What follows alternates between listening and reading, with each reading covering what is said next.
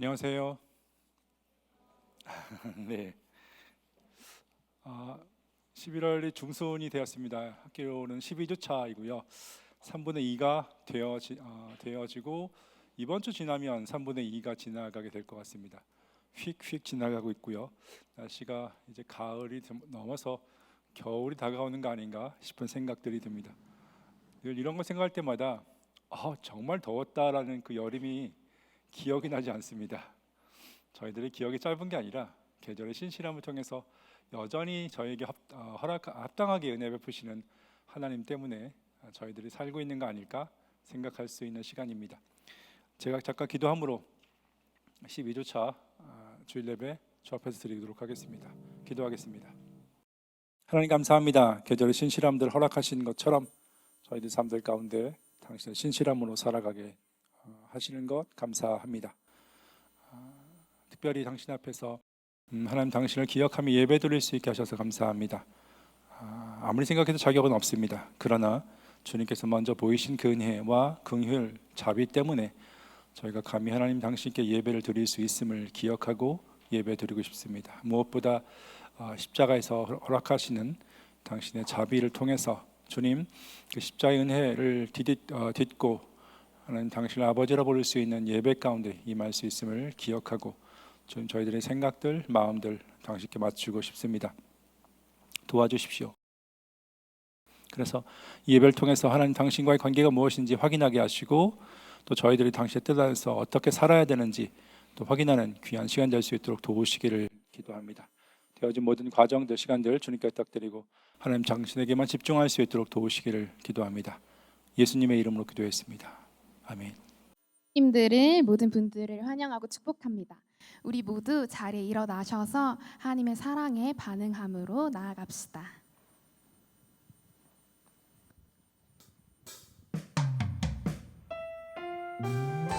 할렐루야. 하나님께서 이미 우리에게 크신 사랑과 은혜 베푸셨습니다. 우리 이 시간 서로를 축복하며 찬양함으로 나아갑시다. 감사해요. 감사해요. 깨닫지 못했었는데 내가 얼마나 소중한 존재라는 걸 태초부터 지금까지 하나님의 사랑은 항상 날 향하고 있었다는 걸 고마워요. 그 사랑을 가르쳐준 당신께 주께서 허락하신 당신께 그리스도의 사랑으로 더욱 섬기며 이제 나도 세상에 전하리. 우리 서로를 축복하며 찬양할까요? 당신은 사랑받기 위해 그리고 그 사랑 전하기 위해 주께서 택하시고 이 땅에 심으셨네. 또 하나의 열매를 바라시며 모든 한 명 한 명이 이 한동 가운데 심겨진 귀한 씨앗임을 믿으며 나아갑니다. 우리 서로를 다시 한번 축복하며 찬양합시다. 감사해요. 감사해요. 깨닫지 못했었는데 내가 얼마나 소중한 존재라는 걸 태초부터 지금까지 하나님의 사랑은 항상 날 향하고 있었다는 걸 고마워요.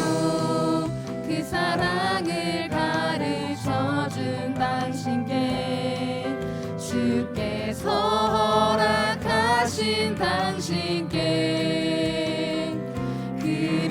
그리스도의 사랑으로 더욱 섬기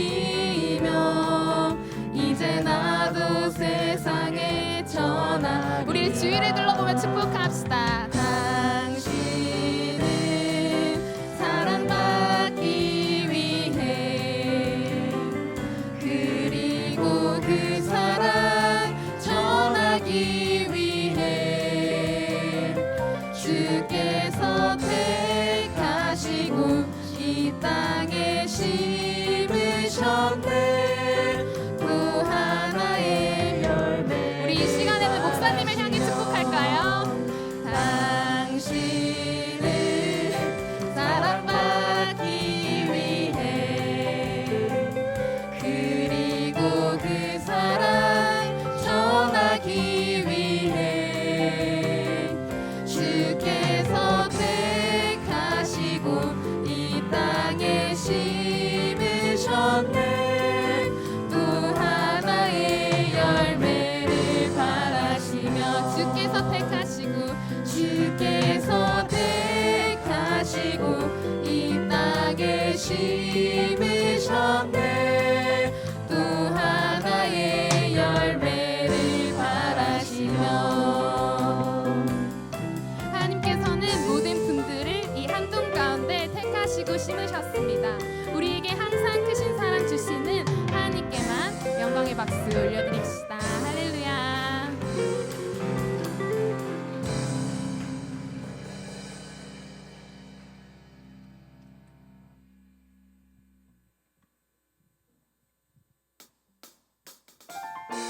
할렐루야. 하나님께서는 우리가 당신을 알아갈 때 가장 기뻐하십니다. 우리 이 시간 찬양함의 기쁨을, 감사함의 평안을, 간구함의 하나님 알도록 하시는 하나님 한 분께 찬양합시다. 나의 가장 낮은 마음 주님께서 기뻐하시고 작은 일에 큰 기쁨을 느끼게 하시는 도다.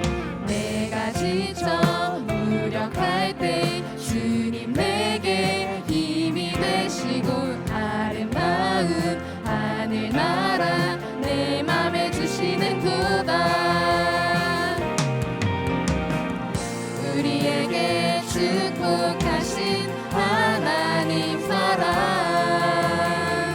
낮은 자를 높여주시고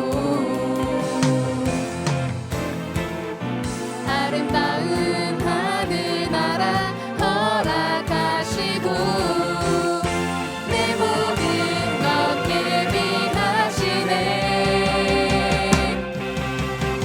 찬양함의 기쁨을, 감사함의 평안을, 간구함의 하나님 알도록 하셨네. 우리 처음에 가서 고백합시다. 나의 가장 낮은 마음 주님께서 기뻐하시고 작은 일에 큰 기쁨을 느끼게 하시는 도다. 내가 지쳐 무력할 때 주님 내게 힘이 되시고 아름다운 하늘나라 내 맘에 주시는 도다.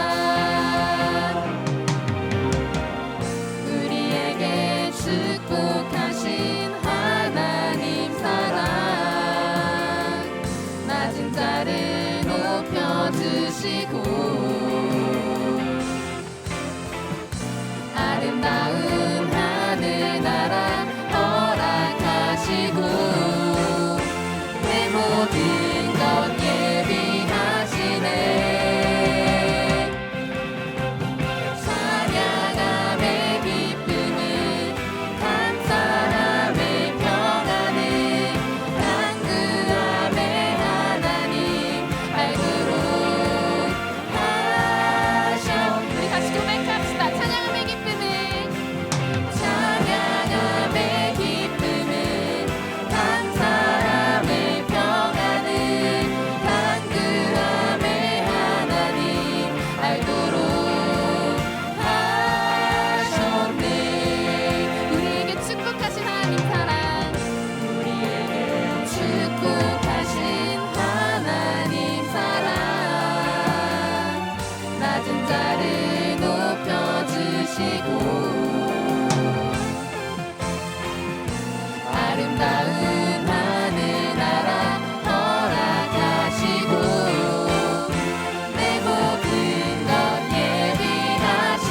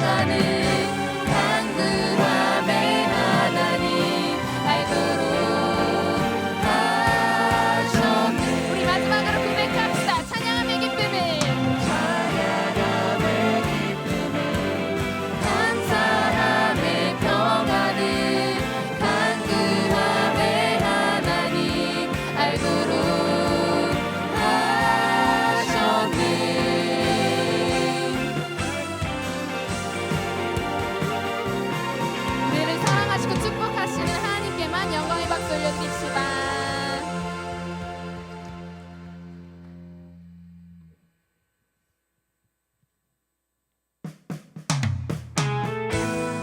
할렐루야! 우리가 주님을 찬양하며 나아가는 것이 우리에게 가장 즐겁습니다.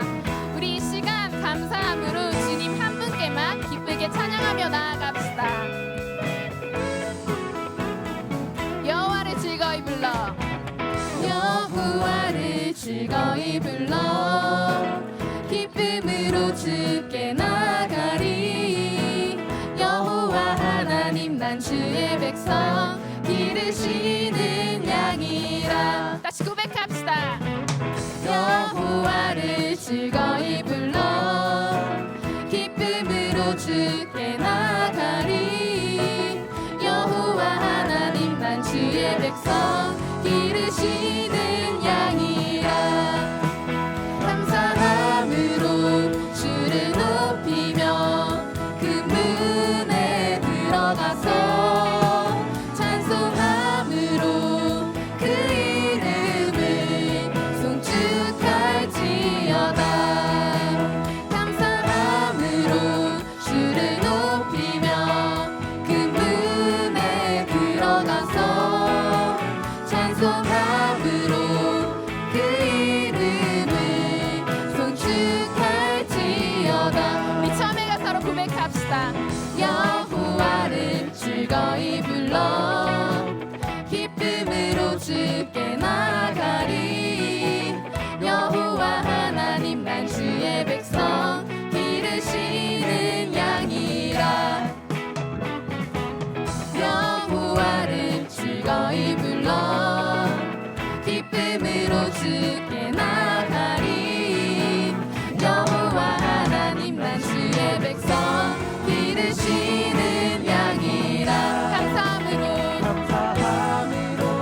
주를 높이며 그 문에 들어가서 찬송함으로 그 이름을 송축할지어다. 감사함으로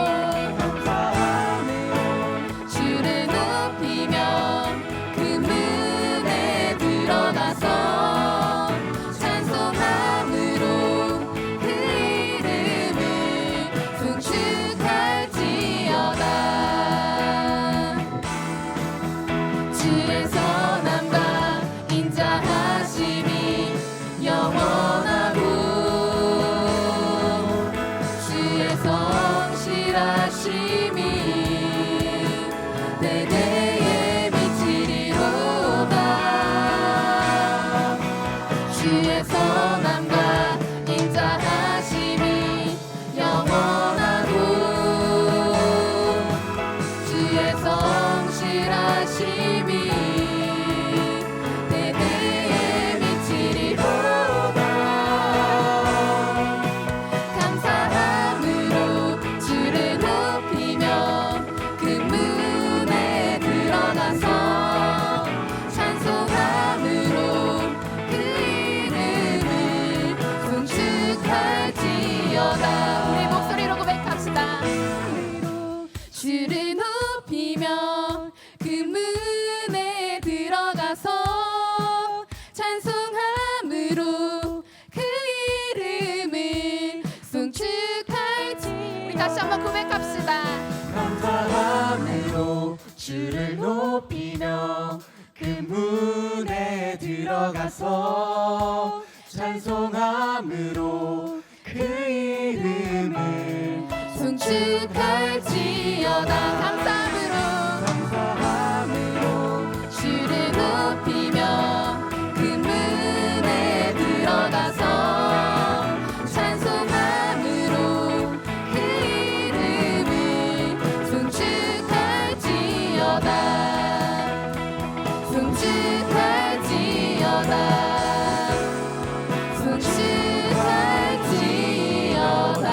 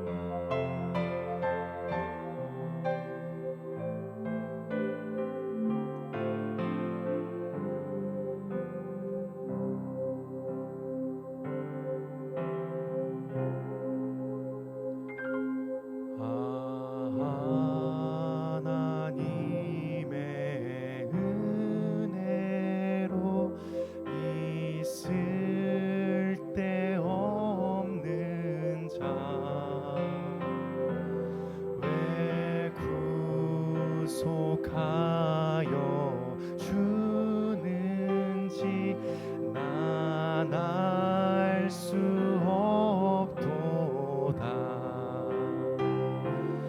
내가 믿고 또 의지함은 내 모든 형편 아시는 주님 늘 보호해 주실 것은 나는 확실히 아네. 우리 2절의 가사로 고백합시다. 왜 내게 굳세 믿음과 또 복음 주셔서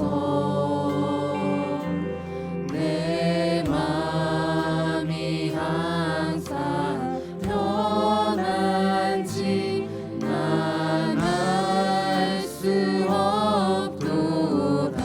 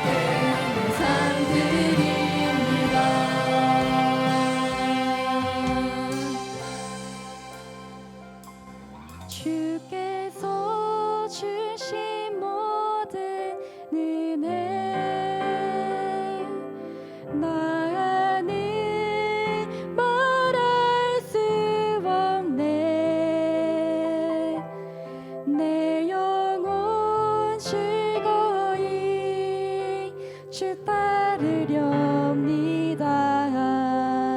주께 내 삶 드립니다. 주께 내 삶 드립니다. 주께 내 삶 드립니다. 주께 내 삶 드립니다.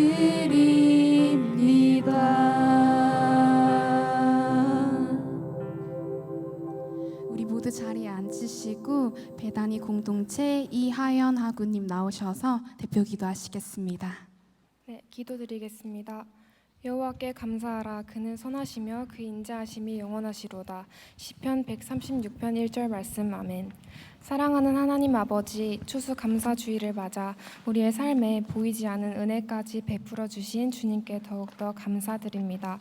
우리가 지나온 모든 날 모든 것이 주님의 손길 안에 있었으며 그 손길은 주님의 사랑과 보호하심이 가득한 것을 우리가 믿음으로 고백합니다. 11주차에 있었던 북한 중보 기도 주간이 주님의 섭리 안에 잘 끝마침에 감사합니다. 기도 주간 가운데 한동의 중보를 위하여 힘껏 섬겨주신 북한 중보 기도 모임, 강사님, 목사님들에게 축복해 주심을 믿습니다. 하나님, 우리의 안일한 마음을 회개합니다. 연약한 자들을 위해 기도를 멈추지 않았던 우리의 좁은 마음을 회개합니다. 한동이 그리고 대한민국이 한국의 교회가 북한을 향한 기도를 멈추지 않길 원합니다. 연약한 자들을 돌보셨던 예수님처럼 북한과 열방을 위해 기도하고 힘쓰는 한동대학교와 한국교회가 되게 해주시옵소서. 하나님, 한동대학교는 현재 제31대 총학생회 선거, 제8대 총장 선출 등 많은 변화를 앞두고 있습니다. 한동의 구성원들이 한동을 향하신 하나님의 계획과 역사에 주목하길 원합니다. 우리의 생각과 뜻이 아니라 한동을 하나님의 대학으로 세우신 하나님의 뜻을 따라가길 원합니다. 이 과정 속에서 한동의 구성원이 하나님께 더욱더 한 걸음 나아가길, 하나님의 마음을 알아가는 과정이길 간절히 간구합니다. 이 시간 우리가 이곳에서 하나님께 예배드릴 수 있음에 하나님 정말 진심으로 감사합니다. 하나님께 올려드리는 이 예배가 이 시간 이곳에서 그치지 않고 우리의 삶의 예배가 되길 간구합니다. 이 예배를 기쁘게 받아주시옵소서. 말씀을 전하시는 이재현 목사님께 지혜를 더해주시고 주님의 뜻만을, 주님의 사랑만을 전할 수 있도록 성령의 힘으로 붙들어 주시옵소서. 한시도 우리의 삶에 눈을 떼지 않으시고 언제나 저희에게 가장 좋은 것을 주시며 가장 좋은 길로 인도하시는 주님을 찬양합니다. 거룩하신 하나님께 우리의 예배를 올려드리며 살아계신 예수 그리스도의 이름으로 기도드립니다.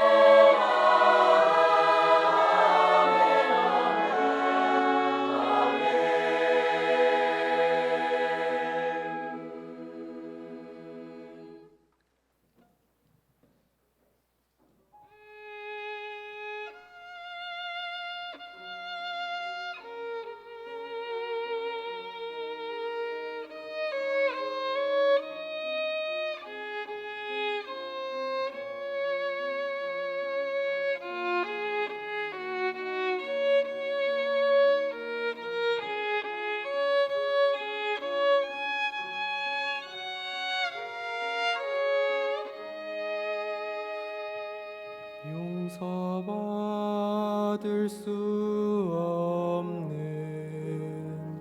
나의 모든 더러운 죄, 주 앞에 나갈 수 없어 그저 울며 엎드리네. 나를 떠나소서, 나를 떠나소서.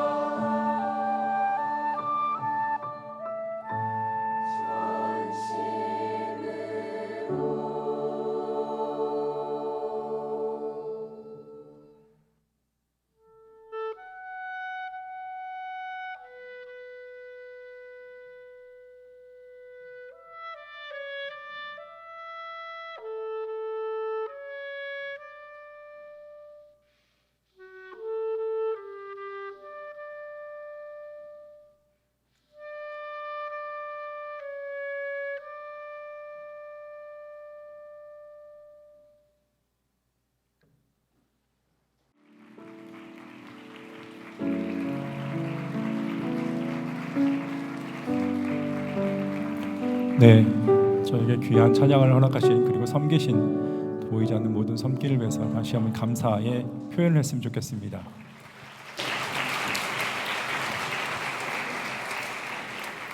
제가 특별히 그 방문자에 대한 이야기가 없는데요. 또 혹시나 오랜만에 방문하신 분이나 또 휴학생들 아니면 졸업생들 혹시 있을까요? 네. 옆에 사람들 잠깐 봐주시겠습니까? 소리를 내지 않으셔도 괜찮습니다. 누가 함께 예배를 드리는지, 함께 하나님의 백성인지 잠깐 확인하고 저희가 함께 환영해 찬양하도록 하겠습니다. 잠깐 옆에 사람들 봐주십시오.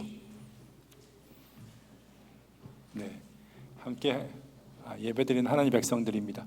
함께 찬양할까요? 당신은 하나님의, 저를 보지 마시고 옆에 사람들 봐주십시오. 있는 축복의 통로,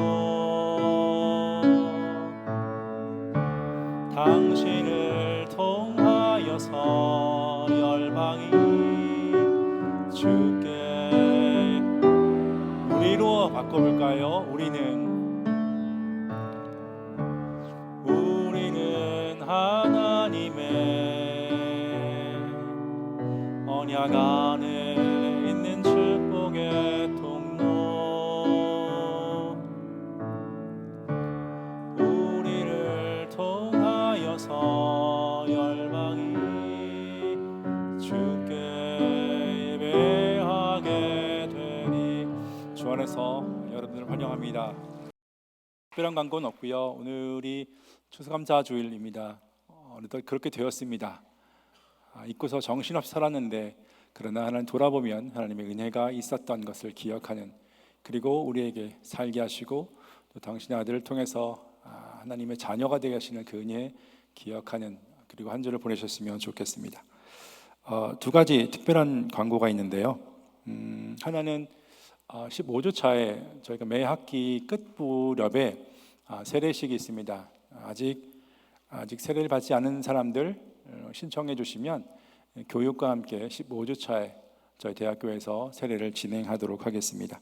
신청해 주셨으면 좋겠습니다. 그리고 매해 2학기 13주 차에 저희 챔가대회가 특별한 순서를 준비하고 있습니다. 이번 주도 다음 주에 특별한 순서를 준비하는데요. 잠깐 그 드림 예배 총 진행자 오셔서 드림에 대한 소개를 잠깐 해주시겠습니다.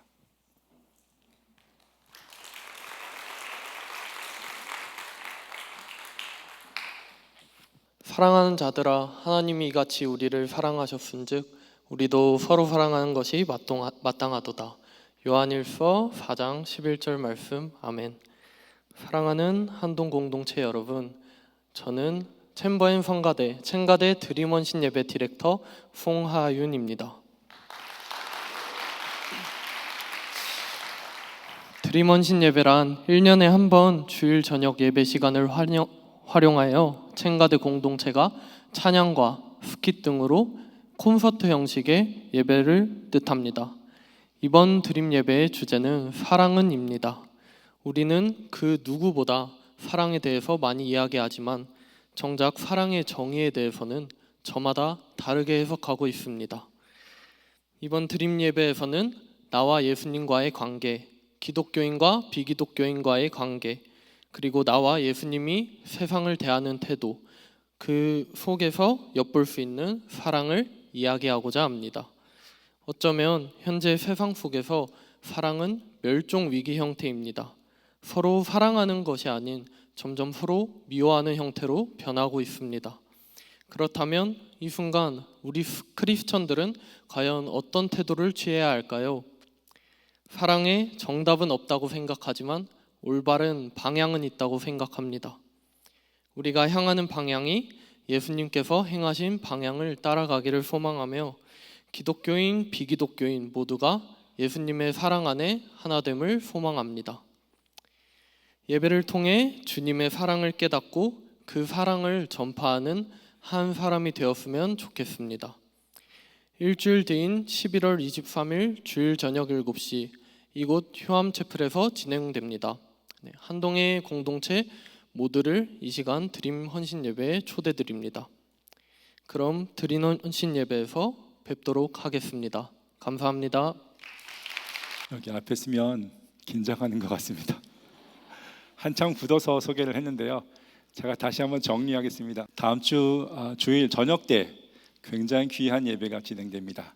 그래서 많이 참석해 주시면 저도 긴장했나 봅니다. 참석해 주시면 좋겠고요. 그리고 이 광고를 못 들으신 분들도 있으니까 옆에서 방돌이 방순이에게 아니면 팀 사람들에게 얘기하셔서 같이 많이 오셔서 같이 고민하고 또 같이 하나님 앞에서 어떻게 사는 것이 바르게 사는 것일까 함께 생각하는 그런 귀한 시간이 되었으면 좋겠습니다. 네, 오늘의 말씀 본문을 같이 보도록 하겠습니다. 열왕기상 1절에서 24절입니다. 열왕기상 17장입니다. 1절에서 24절입니다. 제가 한 절 읽고 여러분이 한 절 그렇게 교독해서 읽는 것으로 진행하도록 하겠습니다. 열왕기상 17장입니다. 열왕기상 17장 1에서 24절입니다. 네, 제가 먼저 읽겠습니다. 길르앗에 우거하는 자 중에 디셉 사람 엘리야가 아합에게 말하되 내가 섬기는 이스라엘의 하나님 여호와께서 살아계심을 두고 맹세하노니 내 말이 없으면 수년 동안 비도 이슬도 있지 아니하리라 하니라. 너는 여기서 떠나 동쪽으로 가서 요단 앞 그릿 시내가에 숨고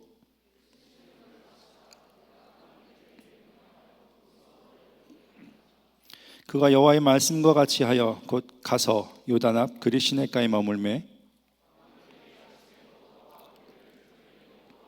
땅에 비가 내리지 아니하므로 얼마 후에 그 시내가 마르니라. 너는 일어나 시돈에 속한 사르밧으로 가서 거기 머물라. 내가 그곳 과부에게 명령하여 내게 음식을 주게 하느니라.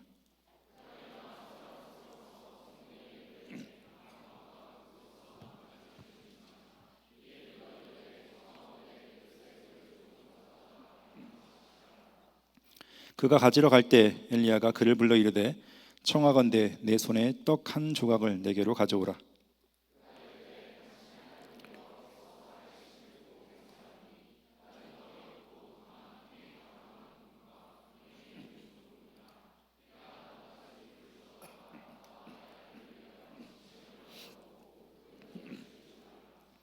엘리야가 그에게 이르되 두려워하지 말고 가서 네 말대로 하려니와 먼저 그것으로 나를 위하여 작은 떡 한 개를 만들어 내게로 가져오고 그 후에 너와 네 아들을 위하여 만들라.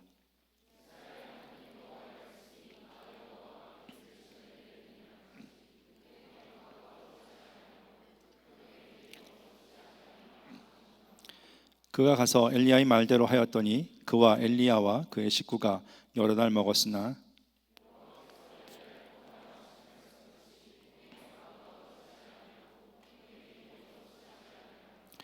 이 일 후에 그 집 주인 되는 여인의 아들이 병들어 증세가 심히 위중하다가 숨이 끊어진지라.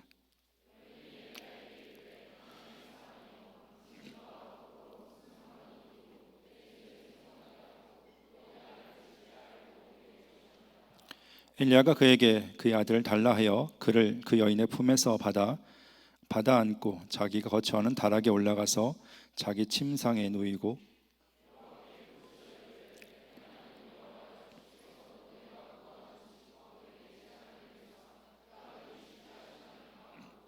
그 아이 위에 몸을 3번 펴서 엎드리고 여호와께 부르짖어 이르되 내 하나님 여호와여 원하건대 이 아이의 혼으로 그의 몸에 돌아오게 하옵소서 하니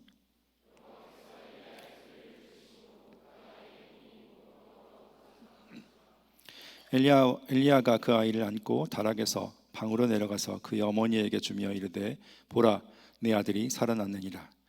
여인이 엘리야에게 이르되 내가 이제야 당신은 하나님의 사람이요 당신의 입에 있는 여호와의 말씀이 진실할 줄 아노라. 아멘.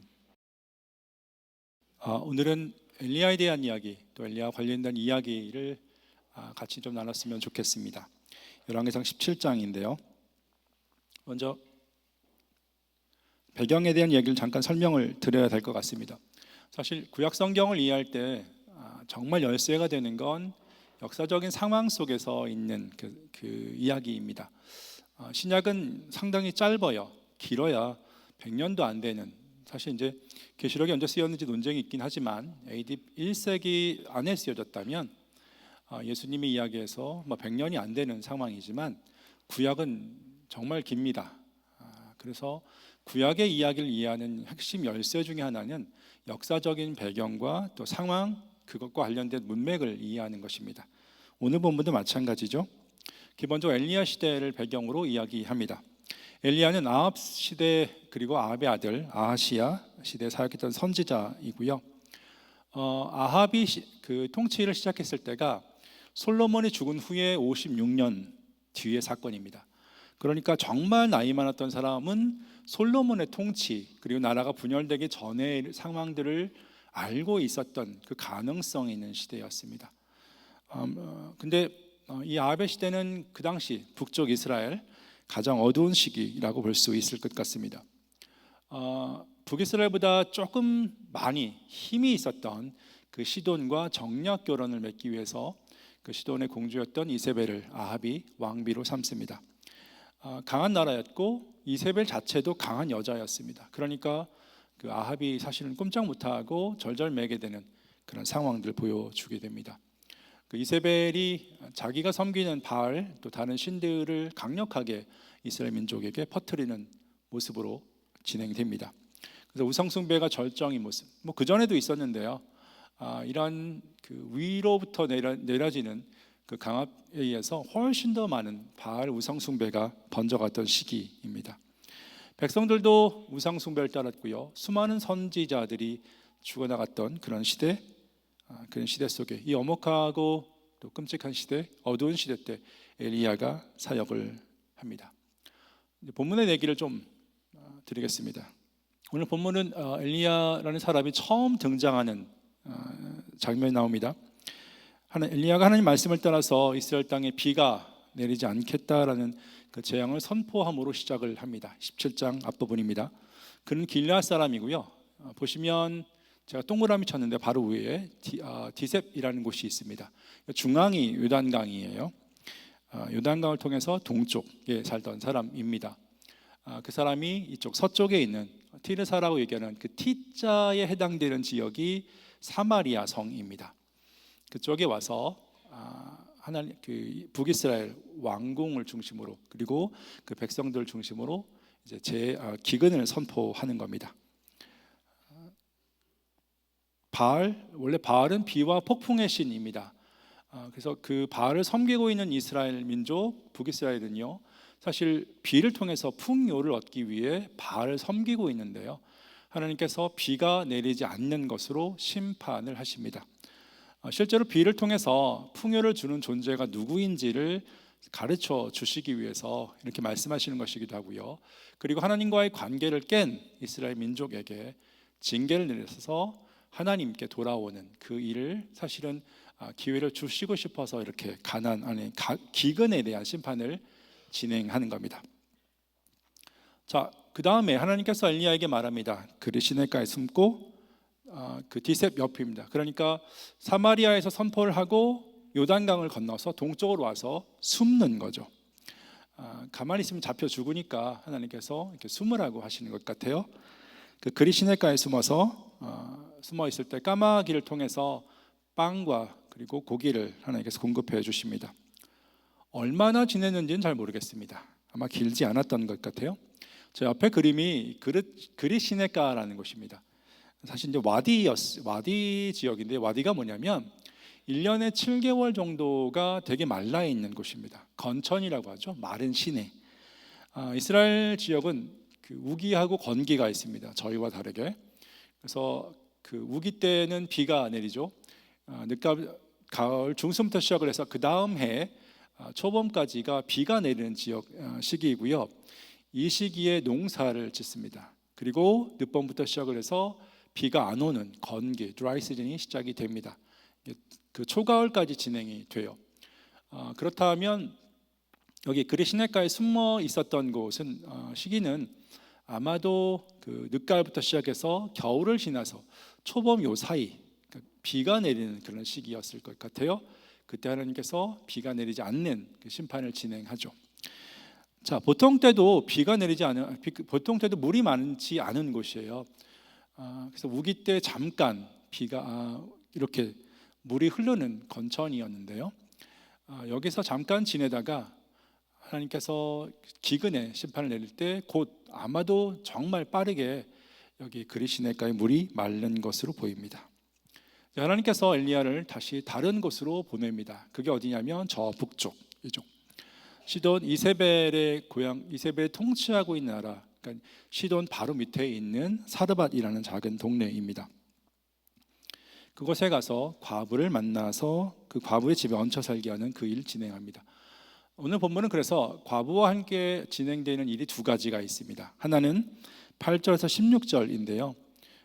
그 과부를 만나고 그 과부의 집에 얹혀 살게 되는 과정입니다. 이렇습니다. 하나님께서 그리시네가를 떠나서 사르밧으로 가라고 말씀을 하십니다.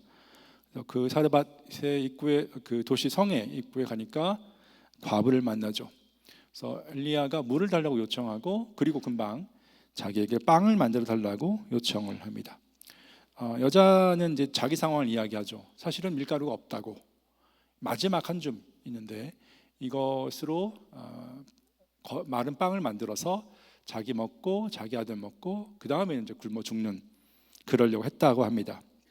그래서 엘리야가 얘기를 하죠. 이스라엘 하나님께서 빵과 기름이 떨어지지 않게 하겠다라고 말씀하셨으니까 그 빵 내가 먹을 수 있게 먼저 나를 만들어 줘라고 얘기를 합니다. 그 여인이 순종하고 나서 실제로 기근이 끝날 때까지 그 빵에 밀가루가 떨어지지 않았고 기름이 떨어지지 않았다. 이게 첫 번째 과정의 일이고요. 두 번째 일은 그 다음입니다. 어느 날 그 과부의 아들이 어린 아이였던 상대적으로 젊은 아이였던 것 같아요. 아이가 병에 걸렸는데 점점 심해져서 급기야 죽게 됩니다. 그래서 여인이 그 엘리야에게 하소연하죠. 아들의 죽음이 자신의 죄 때문이라는 것을 왜 알게 했냐고 그 비통으로 절규하는 모습 있습니다. 그래서 엘리야가 아이를 데리고 다락으로 해가 거처하는 곳에 올라가서 하나님께 기도했는데 하나님께서 은혜를 베푸셔서 살려주었고 또 아이를 엄마 품에 돌려줍니다. 그래서 그 과부가 엘리야에 대해서 하나님의 선지자로 또 하나님이 계신 것을 인정하는 내용이 오늘의 본문 내용입니다. 이 본문을 가지고 몇 가지 설명을 좀 하고 싶어요. 첫 번째는 이겁니다. 질문으로 좀 진행하고 싶은데요. 오늘 사건 속에 나오는 등장인물을 생각한다면 누구를 묻겠습니까? 등장인물. 이건 어렵지 않을 것 같아요. 하나님 계시고요. 엘리야 있고 그리고 사르밧의 과부의 아들도 주요 등장인물인지 모르겠습니다. 아무튼 등장합니다. 또 다른 질문을 드리겠습니다. 그러면 오늘의 본문에 나오는 주인공은 누굴까요? 라는 질문입니다. 당연히 엘리야겠죠. 어쩌면 엘리야를 중심으로 이야기가 진행되는 것 같으니까 엘리야가 주인공 아닐까? 라고 생각할 수 있을지 모르겠습니다. 또 다른 질문을 계속 꼬리에 꼬리를 물고 좀 드려보도록 하겠습니다. 그러면 이야기를 진행하는 존재는 누굴까요? 라는 질문입니다. 누구를 통해서 이야기가 지금 진행을 하고 있을까요? 그 다음 질문이 뭐냐면 그러면 그 이야기의 끝은 누구를 향해서 가고 있을까라는 질문입니다. 사실 역사적인 사건이니까 역사적인 사건은 저마다 다양한 사람들이 자기의 관점을 가지고 볼 수밖에 없습니다. 역사적 사건이니까 제가 이렇게 얘기하지만 실제 여러분의 관점 본다면 제가 얘기하는 것을 들어주는 거죠. 어떻게 보면 그 관점 아니겠습니까? 그래서 역사적 사건들은 저마다 자기가 주인공이 될 수밖에 없어요. 그리고 그 사람이 누구든 다른 사람들은 조연이나 타인이 될 수밖에 없습니다. 자, 문제는 이 역사적인 사건을 기술할 때 글로 쓴다면 반드시 관점이라는 것이 들어갈 수밖에 없다는 겁니다. 저자는 어떤 관점으로 그런 이야기를 기술했을까? 저자가 보여주는 그 관점을 통해서 사건을 보는 게 성경을 잘 보는 방법 중에 하나입니다. 엘리야가 많은 경우는 주인공으로 나오긴 하지만 그러나 엘리야를 중심으로 이야기가 진행되지는 않는 것 같은 느낌이 있어요. 보십시오. 맨 처음에 엘리야가 가뭄을 선포하는 것으로 시작이 되는데 사실 엘리야의 선포는 하나님께서 말씀하신 것을 대언하는 그것입니다. 다르게 보면 하나님께서 엘리야를 통해서 사건들을 진행해 가신다는 겁니다. 엘리야가 기근을 선포한 다음에 하나님께서 엘리야에게 말씀하시죠. 이제 그릇시냇가로 가라. 사마리아 성에서 이제 그릇시냇가로 옮겨가는 그 일을 엘리야가 진행하게 됩니다. 거기서 지낼 때 까마귀를 통해서 빵과 고기를 주어서 엘리야가 먹게 또 지내게 하시죠. 그 다음에 물이 마르니까 하나님께서 또 엘리야에게 말씀하십니다. 이제 다른 곳으로 가라. 저 북쪽 사르밧으로 가라라고 말씀을 하십니다. 4절입니다. 그리고 엘리야에게 그 과부가 그 기근이 끝날 때까지 그 밀가루와 기름이 떨어지지 않겠다라고 말씀하시는 것 하나님께서 먼저 시작하십니다. 심지어 그 과부의 아들을 고치는 것도 하나님께서 하십니다. 무슨 얘기냐면 성경은 처음부터 끝까지 하나님이 주연이 돼서 이야기를 진행하는 그런 모습으로 묘사하고 있다라는 겁니다. 그렇게 보면 오늘의 이야기의 진짜 주인공은 하나님으로 볼 수 있습니다. 그분이 이야기를 주관하시니까. 이거 문장을 보면 돼요. 문장의 주어가 하나님이로 되어 있어요. 아까 말씀드렸지만 실제 역사는 다양한 사람들이 저마다의 삶들을 주인공처럼 살아가는 것이지만 그것을 기록하는 관점에서 본다면 누가 주인공일까? 누가 이야기를 진행할까? 그 관점으로 성경을 봐야 된다는 겁니다. 오늘은 철저하게 하나님이 주관하시는 과정으로 묘사를 하고 있습니다.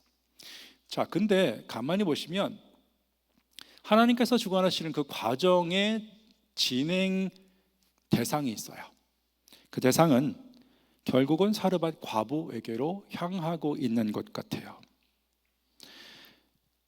결국 그 과부가 하나님을 엘리야를 통해서 만나게 하시고요. 이야기의 끝이 어떻게 되냐면 끝은 사르밧 과부가 하나님을 인정하는 것으로 끝납니다. 그리고 사르밧 과부의 이야기는 끝. 엘리야는 그곳에서 다른 곳으로 이동을 하게 됩니다. 무슨 얘기냐면 오늘 저희가 읽었던 모든 이야기는요. 하나님이 이야기를 그 사건을 진행해 가시고요. 그리고 그 초점은 어디에 있냐면 사르밧 과부에게 향해 있다라는 겁니다. 하나님 자신의 모든 열심으로 그 사르밧 과부를 엘리야가 만나게 하셨고요.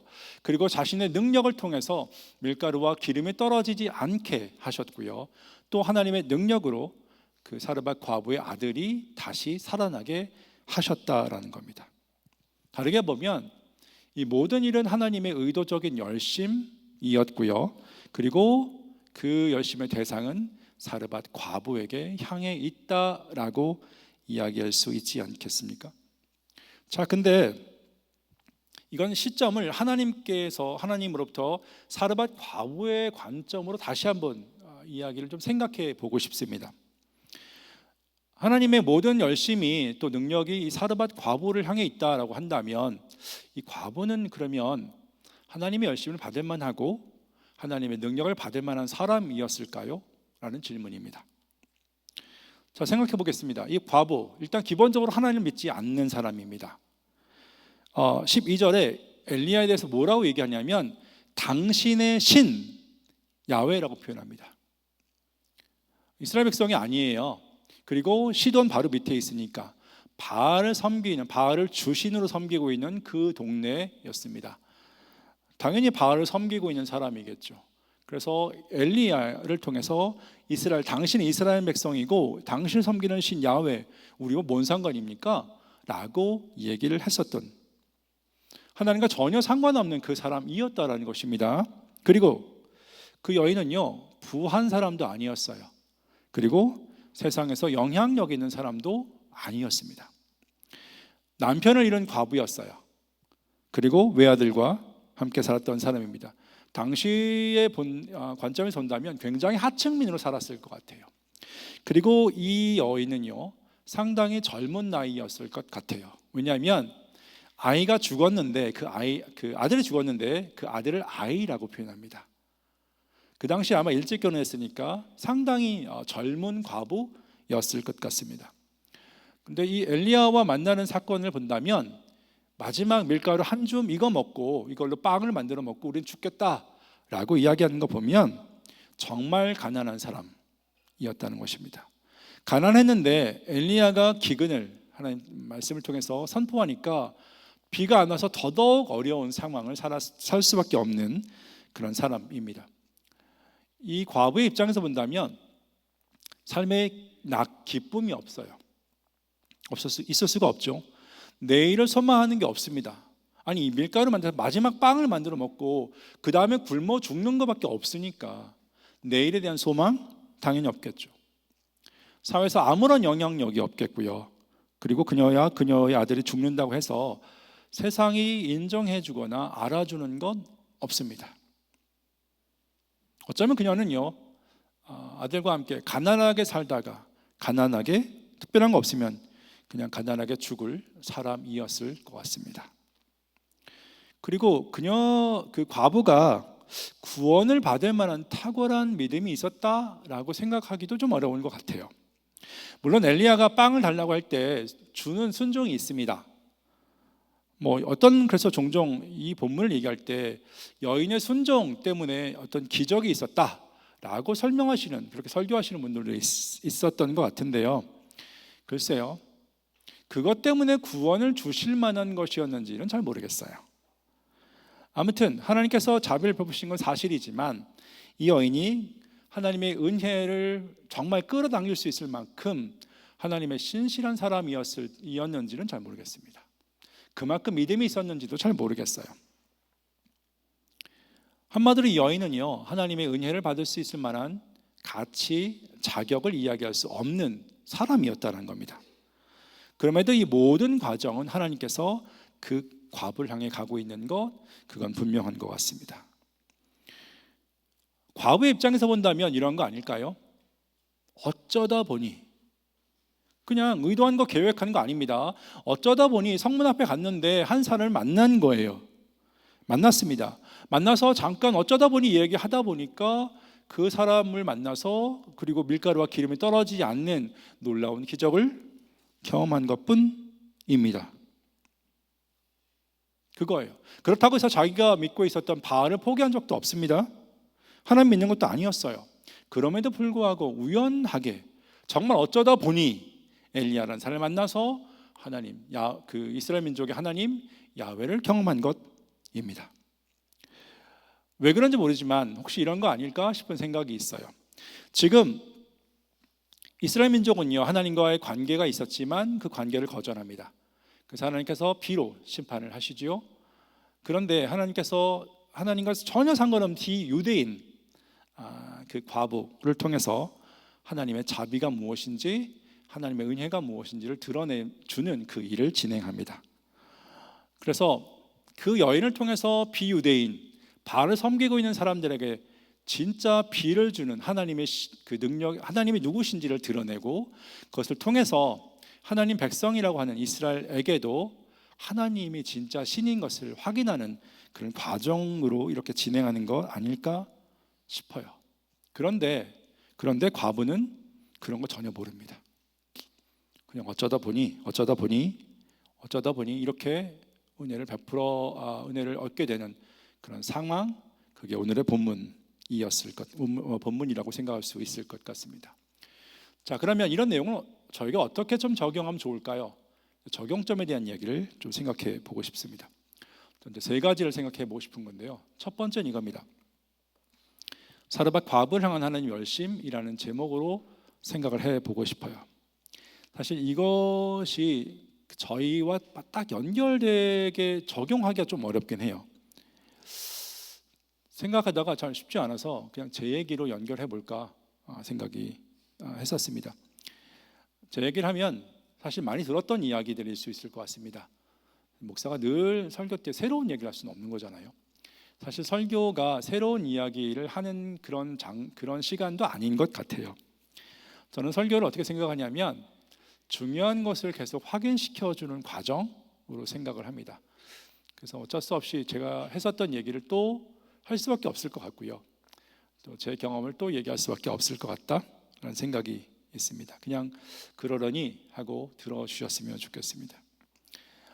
과업을 향한 하나님 열심, 죄송합니다. 저보다 연배가 많으신 분이 계시지만 나이가 들어가면서 제 얘기를 좀 하도록 하겠습니다. 나이가 들어가면서 꼰대 얘기하는 거 아니야. 나 때는 얘기하는 거, 네, 그럴 수 있을지도 모르겠습니다. 그냥 들어주십시오. 학생들보다는 제가 나이가 좀 많습니다.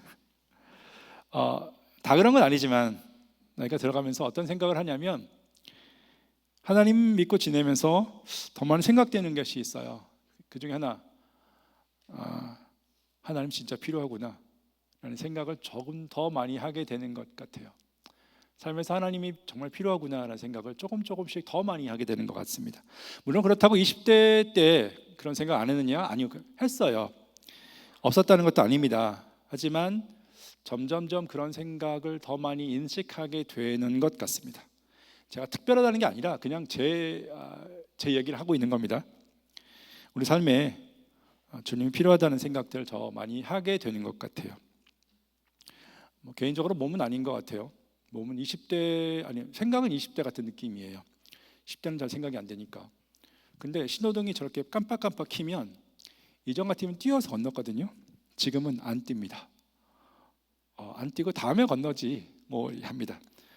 저희 집사람과 같이 가면 나이 들어서 그래 라고 얘기를 하는데요, 뭐 어쩔 수 없죠. 인정하기 싫지만 그런 것 같습니다. 네. 그런데 이런 과정 속에서 또 생각되는 게 뭐냐면 하나님 더 필요하다. 제 고등학교 그 동창들이 이제 단톡방이 있어요. 자꾸 아침마다 계속 하루 종일 까똑까똑 올립니다. 근데 가끔, 아니 자주 점점 그 내용이 좀 달라지고 있는 게 보이는데요. 어떤 내용이 많이 올라오냐면 저희 친구들의 부모님이 한 분씩 돌아가신다는 이 부고의 소식들이 꽤 많이 올라와요. 시간이 지날수록 더 많이 그런 얘기가 올라오는 것 같기는 해요. 실제 저희 아버지도 몇 년 전에 돌아가셨고요.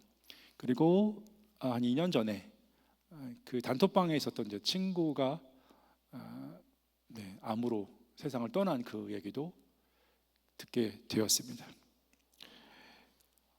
점점 하나님 의지하는 게 필요한 거 아니에요? 이 땅의 삶이 영원하지 않다라는 생각들을 많이 하게 되는 그런 것을 볼 때마다 그런 생각이 좀 듭니다. 또 있습니다. 나이가 들어가면서 느끼는 생각, 세상이 망가진 것이 참 많구나, 부조리와 악함들이 참 많구나라는 생각들이 더 많이 들어요. 물론 20대도 그런 생각을 안 하는 건 아닙니다. 있었습니다. 근데 더 많이 그런 생각들이 좀 들고요. 그 속에서 울고 있는 사람들이 참 많구나. 세상은 그렇게 겉보기 보이기 좋게 화려한 것은 늘 아닌 것, 화려한 것만 있는 것은 아닌 것 같다라는 생각을 더 많이 하게 되는 것 같습니다. 개인적으로 나이가 먹으면 성숙해진다라고 하는 그런 얘기가 있는데 저는 아닌 것 같습니다. 왜 나이가 들어도 변하지 않는 게 더 많은지 모르겠어요. 뭐 그렇다고 행복하지 않다, 뭐 기쁨이 없다 그런 건 아닙니다. 근데 변하지 않는 것들, 참 지독하게 안 바뀌는 것이 되게 많구나, 망가진 것들이 참 많구나라는 생각들을 더 많이 하게 됩니다. 그래서 요즘 기도할 때 하나님 이렇게 해주십시오라고 기도하기도 하지만 또 하나 돌아보면 감사하다는 고백들을 같이 하게 되는 것 같기는 해요. 당신을 알게 하셔서 감사합니다라는 고백. 돌아보면 제가 생각한 것과 또 제가 의지대로 하나님께서 제 삶이 이렇게 막 만들어간 적이 별로 없는 것 같은 느낌이에요. 만약에 제가 생각한 대로 했다면 저는 지금 여기 여러분을 만나고 있지 않을 겁니다. 여러분은 저를 절대로 못 보는 그 위치에 제가 있었을 겁니다. 근데 그렇지 않아요. 생각해 보면 하나님께서 제가 의도한 것을 다 들어주셨을까? 라고 생각할 수 있을 정도로 글쎄요, 별로 그런 것 같지 않습니다. 근데 쭉 돌아봐 생각하면 어라? 그렇게 안 하신 게 감사 아니야? 라는 생각을 참 많이 하게 됩니다. 물론 그 과정에는 이게 반드시 필요하고요, 꼭 이래야만 됩니다 라고 하는 것이 꽤 많았어요. 그렇게 기도하기도 했어요. 근데 잘 안 됐거든요. 돌아보면 그렇게 안 돼서 되게 감사하다는 생각들이 있습니다. 그래서 돌아보면 어라? 그분의 선하심으로 내가 살고 있는 거 아닐까? 라는 생각을 이제는 좀 많이 하게 되는 것 같아요. 실제 제가 경험하는 지금 상황에서 이거 도와주십시오라고도 기도하긴 하지만 과거의 그 일을 통해서 하나님 당시의 신실하심, 더 선하심 그렇게 만들었다면 지금도 어떻게 좀 당신의 모습으로, 당신의 기대하시는 모습으로 좀 일해 주십시오, 이렇게 기도하는 모습이 좀 있는 것 같기는 해요. 과부의 모습을 좀 더 생각해 보십시오. 자, 과부 지금 어떤 상황인지 모르겠어요. 근데 한참의 시간이 지났어요. 그리고 다시 오늘의 본문의 사건을 본다고 생각해 보십시오. 무슨 생각했을까요? 어쩜 비슷하지 않았을까요? 갑자기 자기를 찾아오셨던 그 하나님의 열심에 대해서 참 감사하다는 고백을 하지 않았을까요? 과부가 무엇을 한 건 아닙니다. 그냥 우연하게 어라 했는데 하나님께서 자기를 찾아오신 그것을 경험하게 됩니다. 시간이 지나서 감사하다는 고백이 있었을지도 모르겠습니다. 여기 저보다 연배가 많으신 교수님이 계십니다. 하지만 대부분 젊은 20대라고 생각한다면 하나님 말씀에 근거해서 말씀을 좀 드리고 싶습니다. 하나님의 그 열심을 인정하며 사셨으면 참 좋겠습니다. 하나님의 열심, 삶 혼자 살지 마십시오. 과부처럼 이것이 마지막이고 이 마지막 밀가루로 빵을 해 먹고 나는 죽을 거야 라고 하는 그 혼자 살고 있다는 그것으로 우리의 삶들을 보지 말아 주셨으면 좋겠습니다. 그 과부를 만나셨던 하나님의 열심, 그것을 의지하고 기억하고 인정하며 사셨으면 참 좋겠습니다. 삶이 그렇다고 쉽다라고 절대로 말씀드리진 않습니다. 그러나 그 쉽지 않은 삶들 속에 하나님의 그분만의 열심이 있습니다. 근데 이 열심이 사람마다 다르게 표현되겠죠. A라는 사람에게는 이런 열심으로 보여지고요, B라는 사람에게는 이런 모습으로 보여지게 될 겁니다. 그러나 하나님, 그분은 각 사람에게 각 사람을 향한 당신만의 열심으로 사람들 대하시고 있는 것 인정하고 사셨으면 좋겠습니다.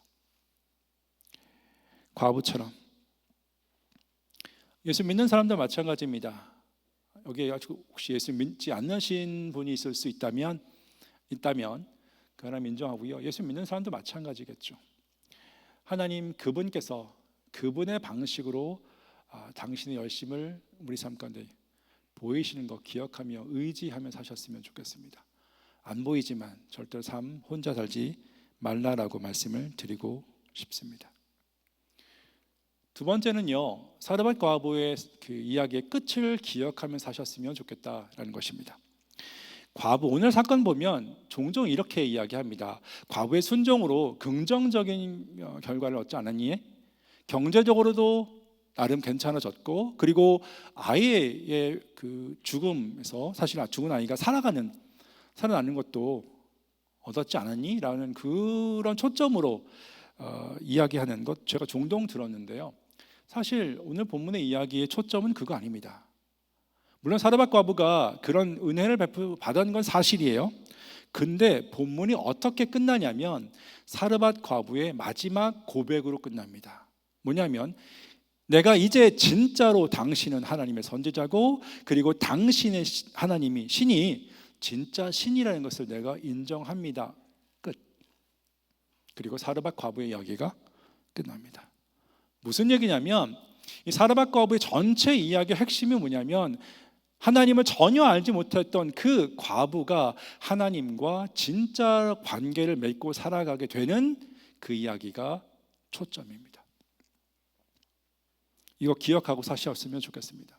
때로 하나님께서 정말 은혜를 베풀어 주셔서 사르밧 과부가 경험했었던 그 경제적인 아니면 그 긍정적인 것들을 경험할 수 있습니다. 감사죠.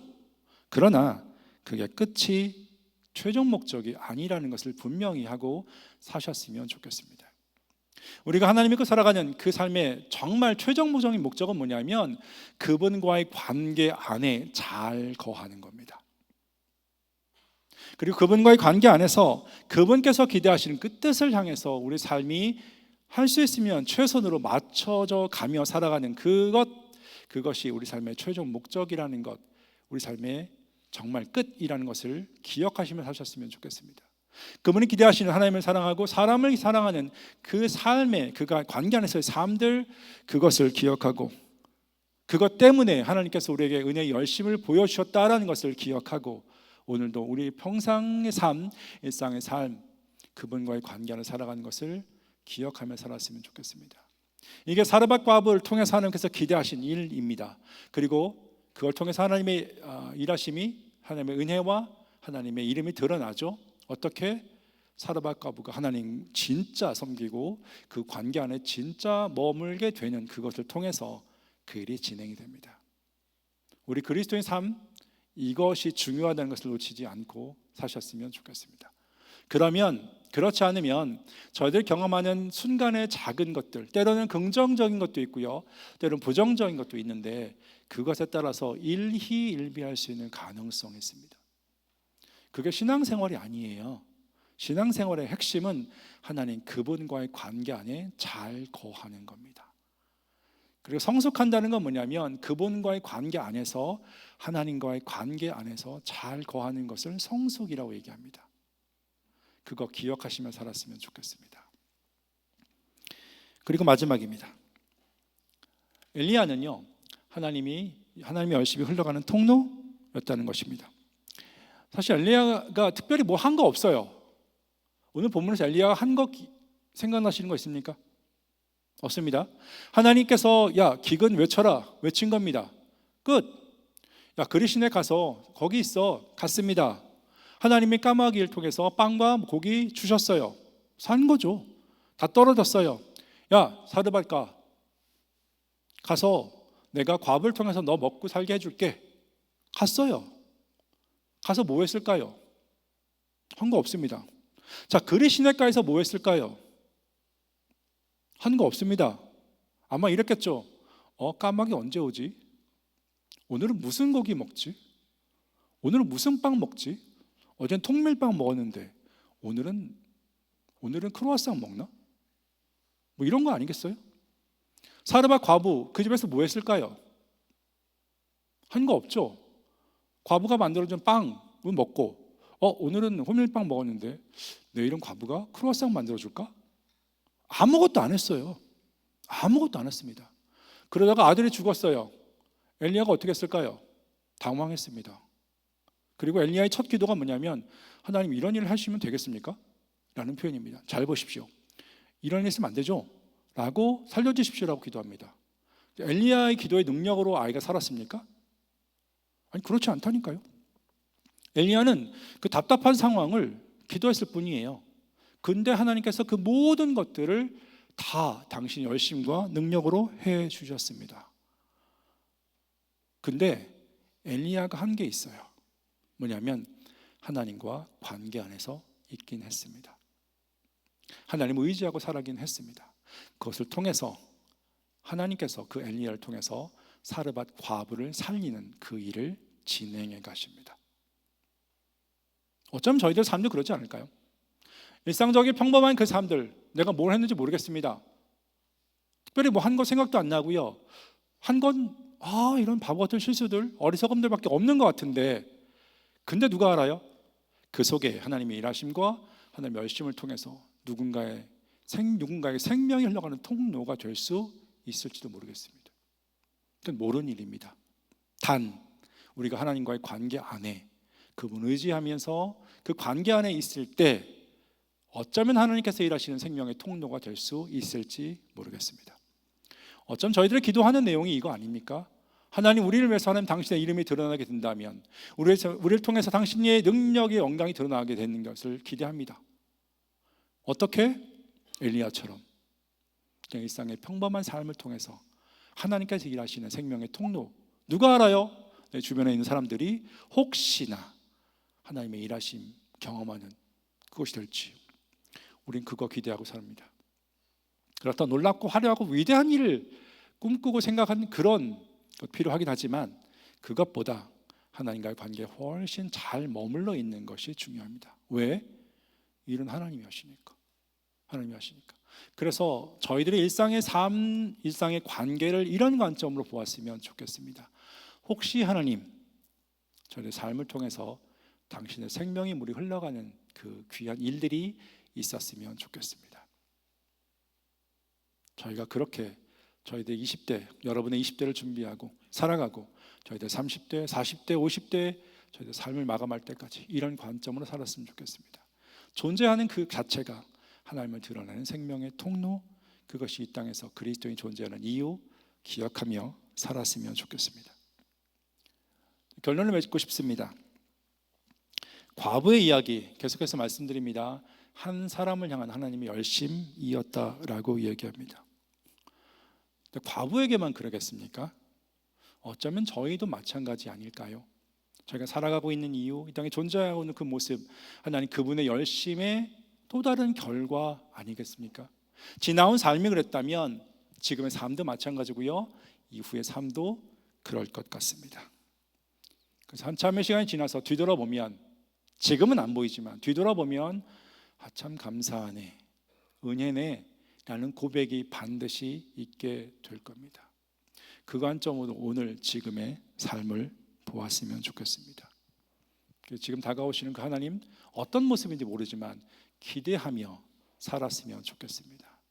그렇다고 우리가 특별한 열심을 내고 놀라운 일을 하는 그 자체에 초점 맞추는 것보다 할 수 있으면 하나님과의 관계 안에서 그분의 뜻을 헤아리며 살아가는 그 몸짓을 안 놓치며 살았으면 좋겠습니다.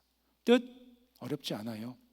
하나님 귀하게 여기고 하나님의 귀하게 여기시는 사람들을 소중히 여기며 살아가는 그것이면 됩니다.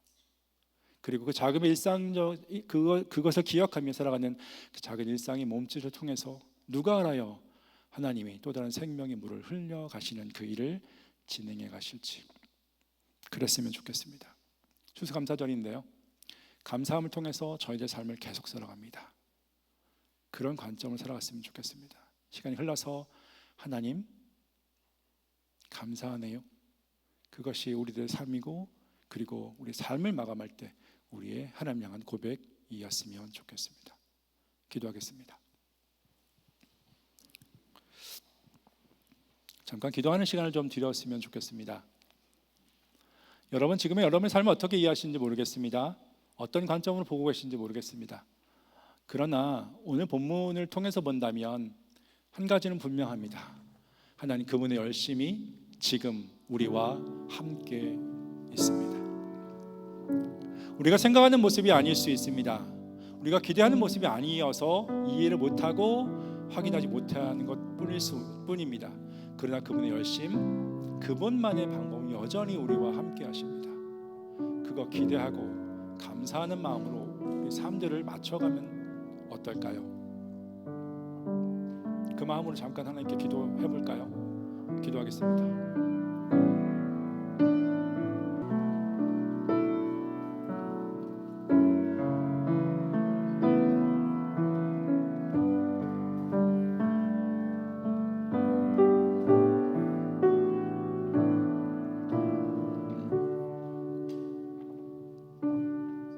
주님, 신앙생활은 보이지 않는 하나님, 당신을 바라고 또 의지하는 삶이라면 당신의 열심과 그리고 당신의 은혜를 기억하며 또 의지하는 삶이었으면 좋겠습니다.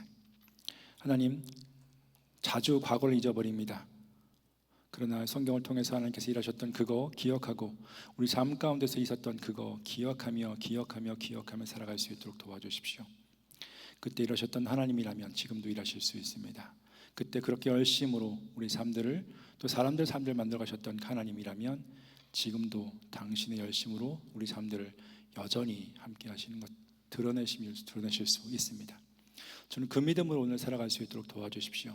그래서 하나님이 소중히 여기고 주께서 귀하게 여기시는 사람들을 소중히 여기는 그 삶으로 주님 우리 일상의 삶을 맞춰가며 살아갈 수 있도록 도와주십시오. 시간이 지나면 감사하다는 고백을 하게 될 겁니다. 그거 기대하고 오늘을 포기하지 않고 당신과 함께 계속해서 꿋꿋하게 걸어가는 저희들의 삶이 될 수 있도록 도우시기를 기도합니다. 예수님의 이름으로 기도했습니다. 아멘. 다 일어나셔서 내 모습 이대로 찬양하고 축도함으로 예배를 마치도록 하겠습니다.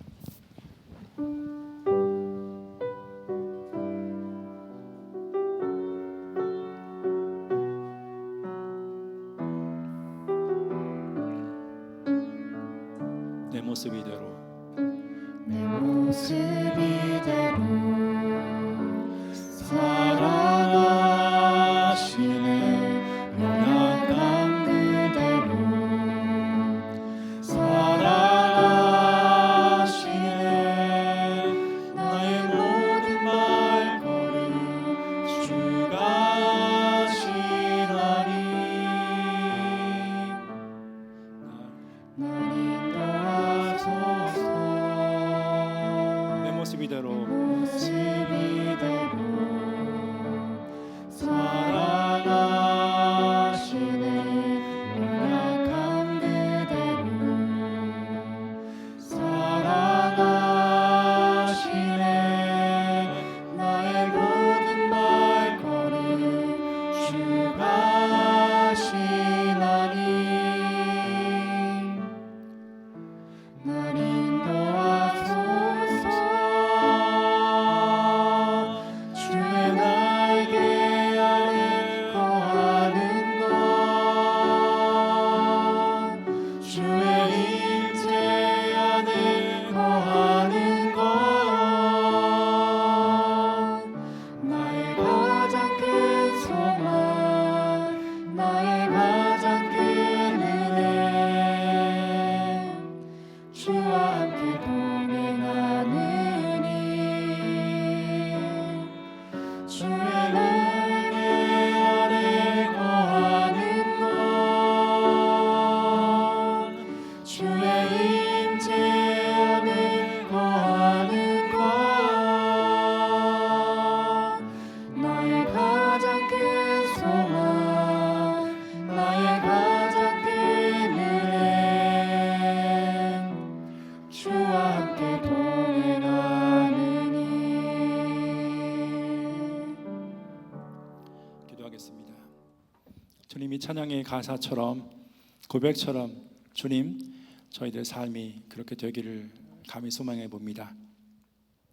하나님 당신께서 저희를 아시는 것처럼 그리고 저희를 향한 열심 주님 그것 기억하며 그거 의지해서 저희들의 삶을 성실하게 살아갈 수 있도록 도와주십시오. 주님 저희들의 삶 모든 것 하나님 당신께서 주시는 은혜의 선물입니다. 시간도 그렇고 관계도 그렇고 물질도 그렇고 주님 그것의 작은 표현으로 저희들이 물질로 돌려드립니다. 단순히 물질 넘어서 하나님 그것이 당신의 것이었다는 것을 의지하는 저희 삶의 고백일 수 있도록 도우시기를 기도하고 그리고 저희 삶이 당신 앞에 더 충성스럽게 살아갈수록 도우시기를 기도합니다.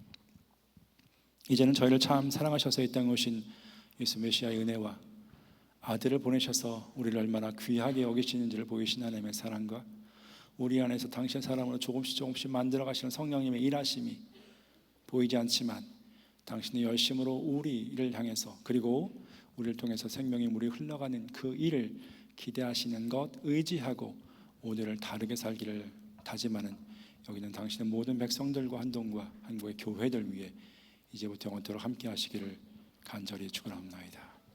아멘.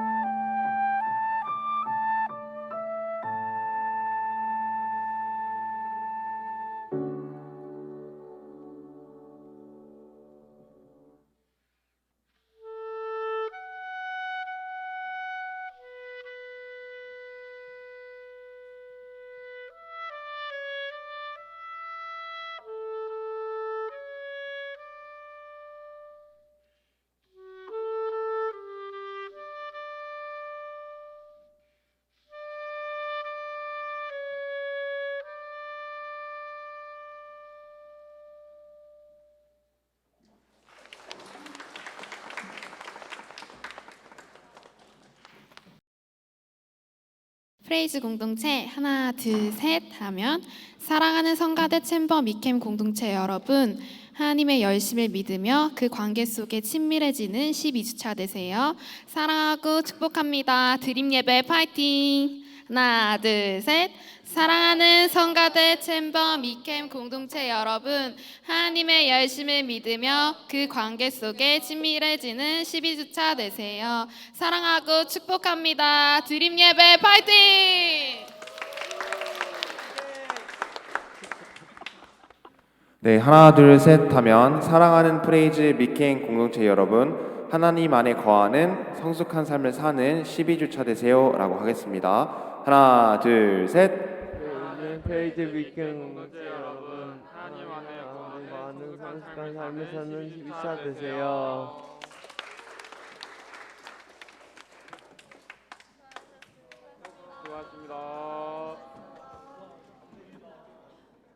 입니다.